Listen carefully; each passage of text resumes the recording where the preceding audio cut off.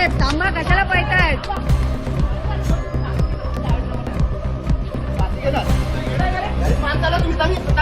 अजून काय नाही तुमच्या नंबर प्लेट नाही, गायब आहे. दुसऱ्याची गाडी जमा करायची, जमा करायची गाडी तुम्ही कशी आणू शकतात?